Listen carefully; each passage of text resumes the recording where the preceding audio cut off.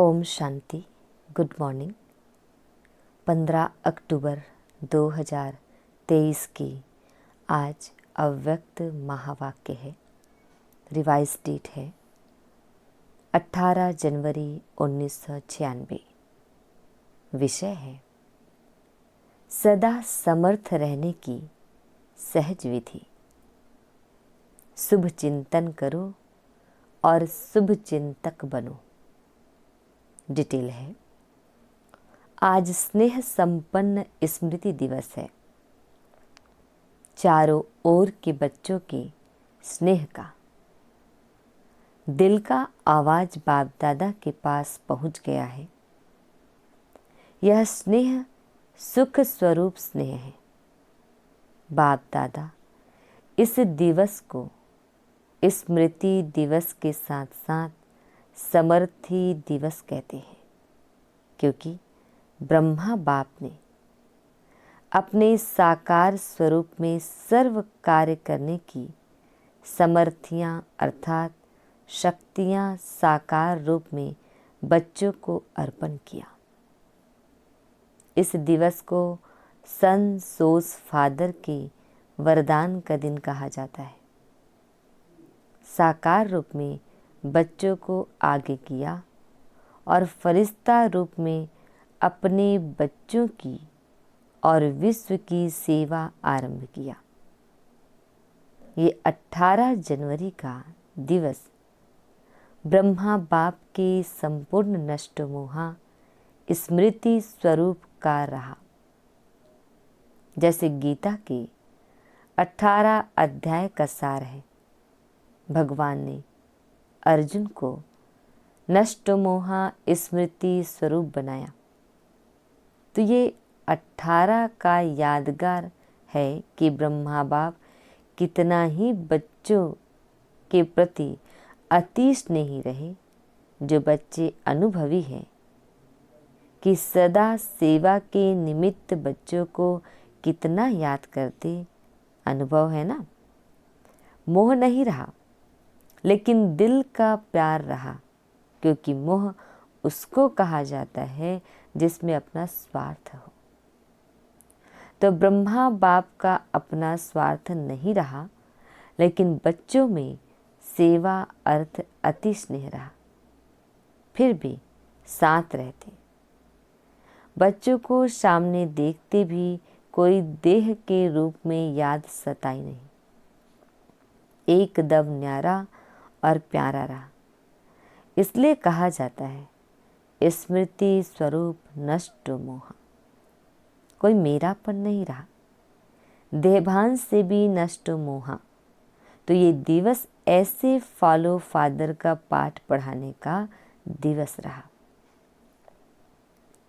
ये अव्यक्त दिवस दुनिया की अनजान आत्माओं को परमात्मा कार्य की तरफ जगाने का रहा, क्योंकि मेजॉरिटी लोग ब्रह्मा बाप को देखकर यही सोचते या समझते थे कि इन्हों का परम आत्मा ब्रह्मा है। ये ब्रह्मा कुमारियाँ ब्रह्मा को ही भगवान मानती हैं, और ब्रह्मा ने साकार में पार्ट परिवर्तन किया तो क्या सोचने लगे कि अभी तो ब्रह्मा कुमारियों का भगवान चला गया और ये ब्रह्मा कुमारियों का कार्य आज नहीं तो कल समाप्त हो जाएगा। लेकिन आप जानते हैं कि इन्हों का करावनहार ब्रह्मा द्वारा भी परमात्मा था, है और अंत तक रहेगा। तो ये परमात्मा कार्य है, व्यक्ति का कार्य नहीं है। ये पहचान ब्रह्मा बाप की साकार पार्ट परिवर्तन होने के बाद समझते हैं कि इन्हों को कोई शक्ति चला रही है। अभी भी बेचारे परमात्मा को नहीं जानते, लेकिन कोई शक्ति कार्य करा रही है। वो कौन सी शक्ति है उसको भी देख रहे हैं, सोच रहे हैं, और आखिर तो समझना ही है। तो किसका कार्य है, ब्रह्मा बाप का या परम आत्मा का, ब्रह्मा द्वारा। किसका कार्य है? जो बच्चे साकार के बाद में आए हैं वो सोचते हैं कि बाबा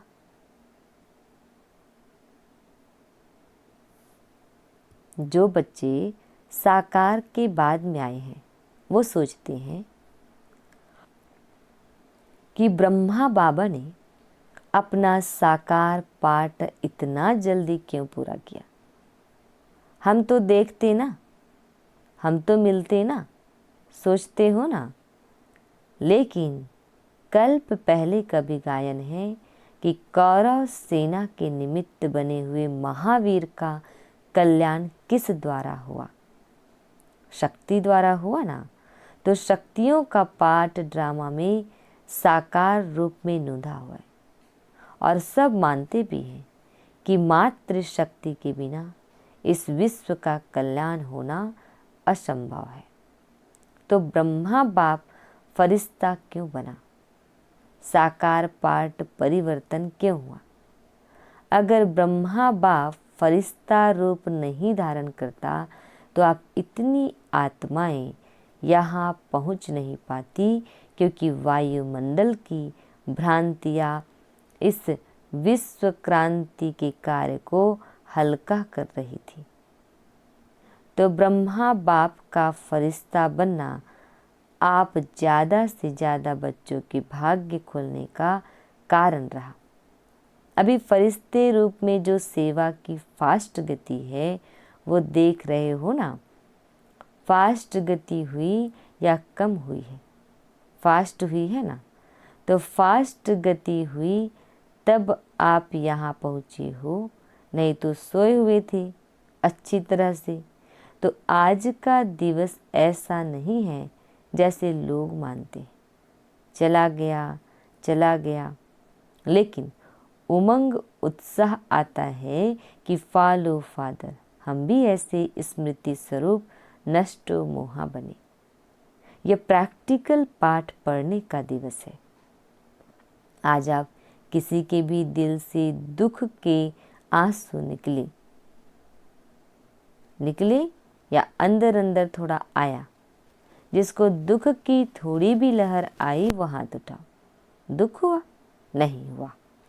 आज के दिन तो ब्रह्मा बाप को सेवा का साथी बनने का दिन है। आप सब साथी हो कि साक्षी हो? सेवा में साथी और माया की परिस्थितियों से साक्षी। माया को तो वेलकम किया है ना कि घबराते हो, हाय क्या हो गया, थोड़ा थोड़ा घबराते हो। माया के हल्के हल्के रूपों को तो आप भी जान गए हो और माया भी सोचती है कि ये जान गए हैं, लेकिन जब कोई भी विकराल रूप की माया आवे तो सदा साक्षी होकर खेल करो। जैसे वो कुश्ती का खेल होता है ना, देखा है कि दिखाएं, यहाँ बच्चे करके दिखाते हैं ना, तो समझो कि ये कुश्ती का खेल खेल रहे हैं। अच्छी तरह से मारो, घबराओ नहीं, खेल है। तो साक्षी होकर खेल करने में मज़ा आता है। और माया आ गई तो घबरा जाते हैं। कुछ भी ताकत अभी माया में नहीं है, सिर्फ बाहर का शेर का रूप है, लेकिन बिल्ली भी नहीं है। सिर्फ आप लोगों को घबराने के लिए बड़ा रूप ले आती है। फिर सोचते हो पता नहीं अब क्या होगा। तो यह कभी नहीं कहो क्या करूं, कैसे होगा, क्या होगा। लेकिन बाप दादा ने पहले भी यह पाठ पढ़ाया है कि जो हो रहा है वो अच्छा और जो होने वाला है वो और अच्छा। ब्राह्मण बनना अर्थात अच्छा ही अच्छा है। चाहे बातें ऐसी होती है जो कभी आपके स्वप्न में भी नहीं होती, और कई बातें ऐसे होती है जो अज्ञान काल में नहीं होगी, लेकिन ज्ञान के बाद हुई है। अज्ञान काल में कभी बिजनेस नीचे ऊपर नहीं हुआ होगा और ज्ञान में आने के बाद हो गया। घबरा जाते हैं, हाय ज्ञान छोड़ दे। लेकिन कोई भी परिस्थिति आती है, उस परिस्थिति को अपना थोड़े समय के लिए शिक्षक समझो। शिक्षक क्या करता है? शिक्षा देता है ना। तो परिस्थिति आपको विशेष दो शक्तियों के अनुभवी बनाती है। एक सहन शक्ति, न्यारापन, नष्टो मोहा, और दूसरा सामना करने की शक्ति का पाठ पढ़ाती है।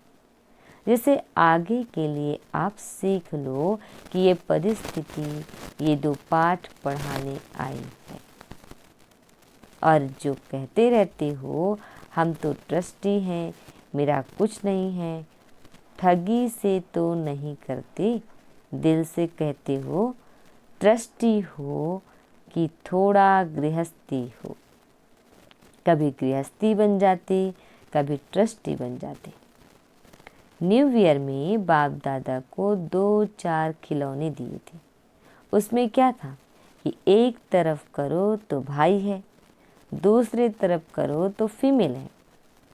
एक ही खिलौना बदल जाता था, 1 सेकंड में वो हो जाता, 1 सेकंड में वो हो जाता।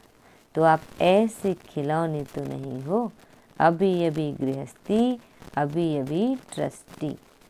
थोड़ा थोड़ा कभी कभी तो हो जाता है। घबराते हो ना, तो माया समझ जाती है कि ये घबरा गया है, मारो अच्छी तरह से, इसलिए घबराओ नहीं। ट्रस्टी हैं अर्थात पहले से ही सब कुछ छूट गया।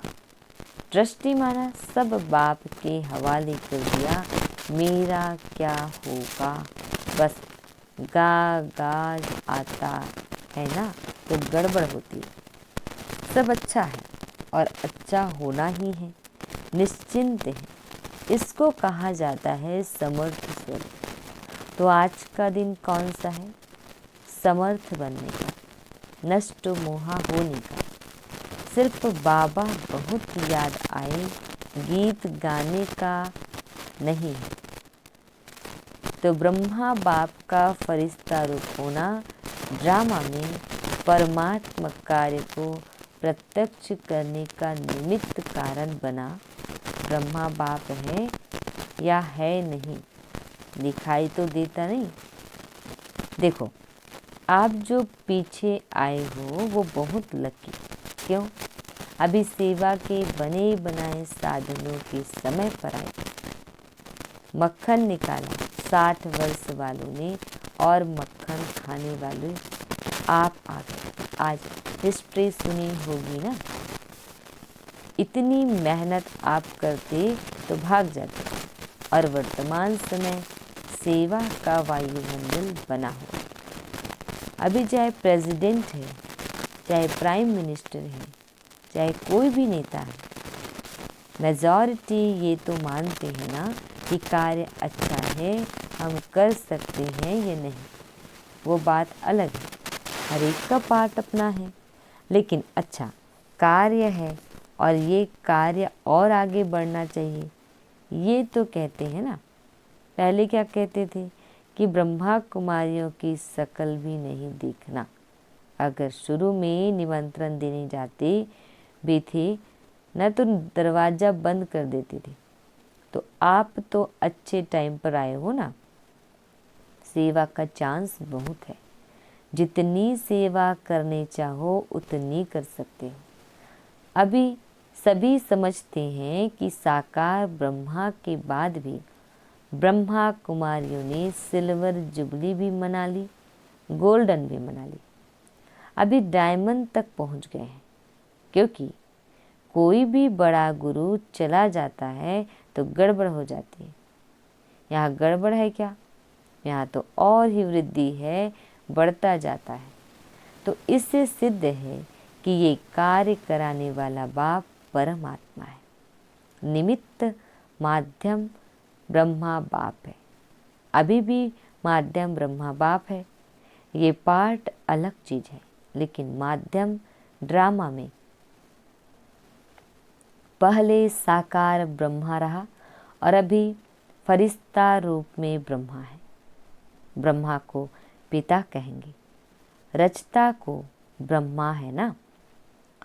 ये तो पाठ बीच बीच में बच्चों की पालना करने के लिए निमित्त है,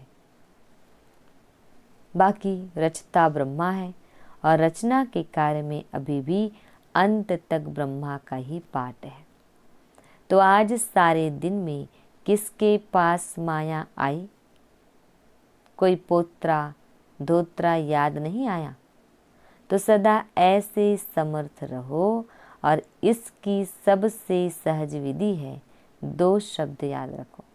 2 शब्द याद रह सकते हैं ना, सारी मुरली भूल जाएं, लेकिन 2 शब्द याद रखो और प्रैक्टिकल में करते चलो। वो 2 शब्द जानते भी हो, कोई नई बात नहीं है। एक है शुभ चिंतन, नेगेटिव को भी पॉजिटिव करो, इसको कहते हैं शुभ चिंतन। नेगेटिव पॉजिटिव हो सकता है और बदल सकते हो, सिर्फ चेक करो कि कर्म करते भी शुभ चिंतन चला। और दूसरा, सभी के प्रति शुभ चिंतक, तो शुभ चिंतन और शुभ चिंतक दोनों का संबंध है। अगर शुभ चिंतन नहीं है तो शुभ चिंतक भी नहीं बन सकते। इसलिए इन 2 बातों का अटेंशन रखना, समझा? क्या करेंगे? यही नहीं भूल जाना, क्योंकि अभी देखा गया है कि बहुत ऐसी समस्याएं हैं, लोग हैं जो आपकी वाणी से नहीं समझते, लेकिन शुभ चिंतक बन शुभ वाइब्रेशन दो तो बदल जाते हैं। और एक बात से मुक्त भी होना है। इस ब्राह्मण जीवन में मुक्त होने वाले हो ना। मुक्त होने की 9 बातें बता दी। अगर इन 9 बातों से मुक्त हो गए तो 9 रत्न बन सकते हैं। तो आज बाप दादा एक बात की स्मृति दिला रहे हैं, कभी भी कोई भी शारीरिक बीमारी हो, मन का तूफान हो, तन में हलचल हो, प्रवृत्ति में हलचल हो, सेवा में भी हलचल होती है, तो किसी भी प्रकार के हलचल में दिल शिकस्त कभी नहीं होना। बड़ी दिल वाले बनो। बाप की दिल कितनी है, छोटी है क्या? बाप बड़ी दिल वाले हैं और बच्चे छोटी दिल कर देते हैं। बीमार हो गए तो रोना शुरू कर देंगे। दर्द हो गया तो दिल शिकस्त होना दवाई है। बीमारी चली जाएगी कि बढ़ेगी? जब हिसाब किताब आ गया, दर्द आ गया, तो हिसाब किताब आ गया ना, लेकिन दिल शिकस्त से बीमारी को बढ़ा देती हो।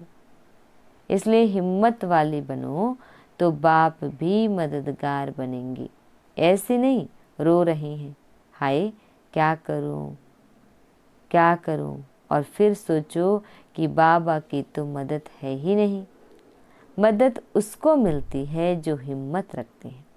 पहले बच्चे की हिम्मत, फिर बाप की हिम्मत है।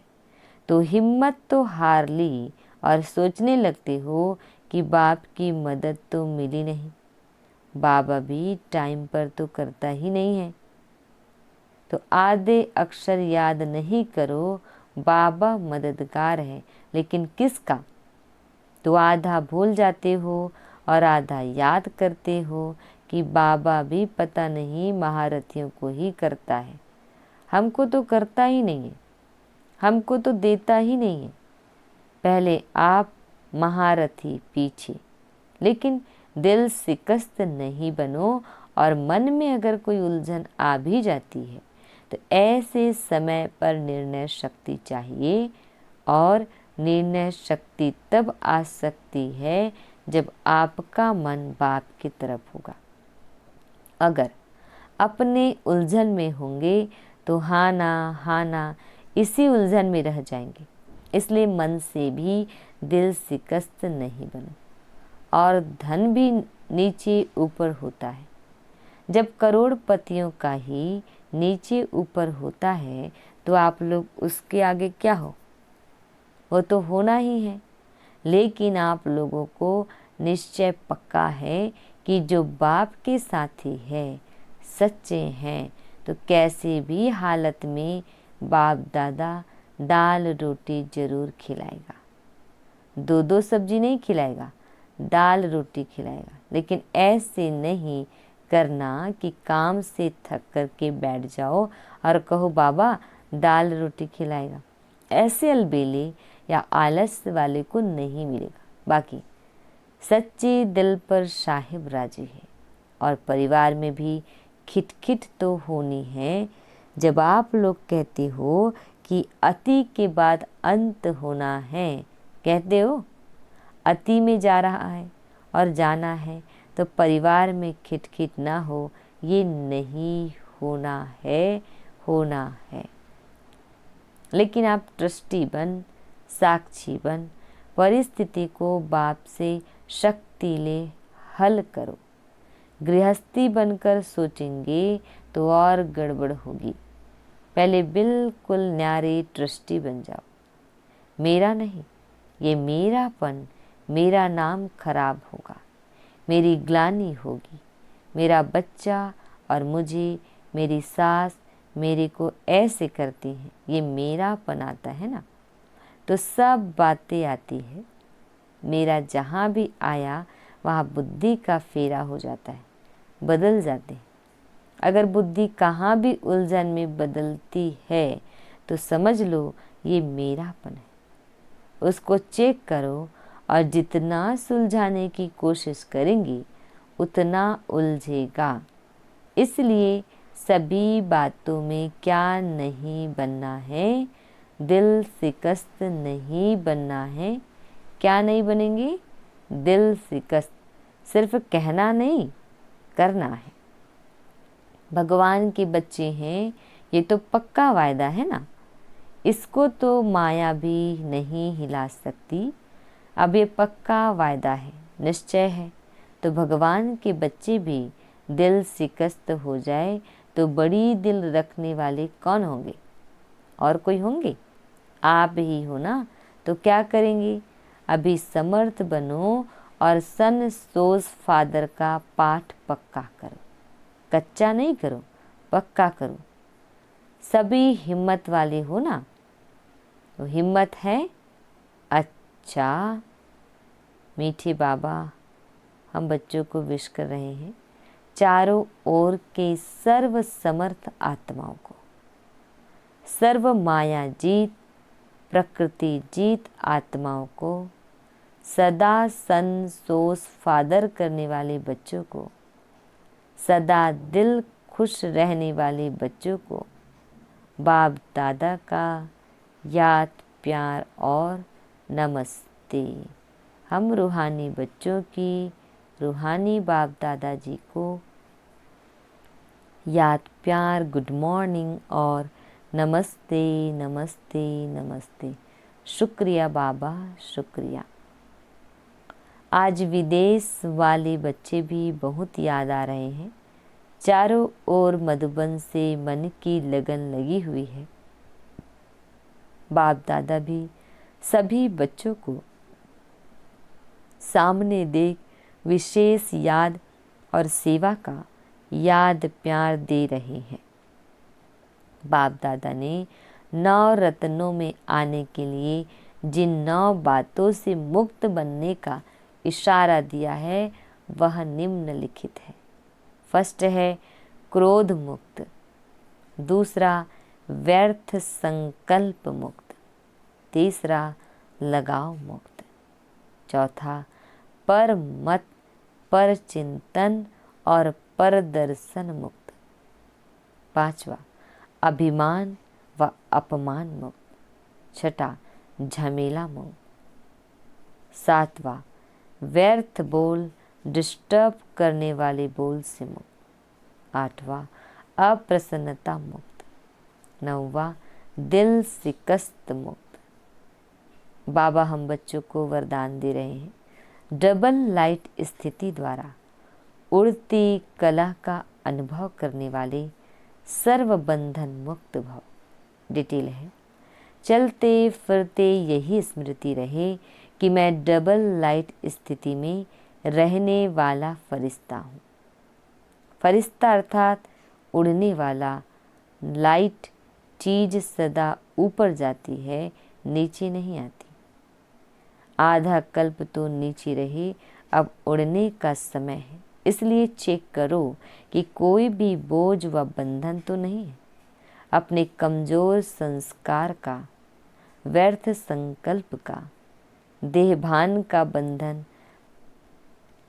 व बोझ बहुत समय चलता रहा तो अंत में नीचे ले आएगा। इसलिए बंधन मुक्त बन डबल लाइट स्थिति में रहने का अभ्यास करो।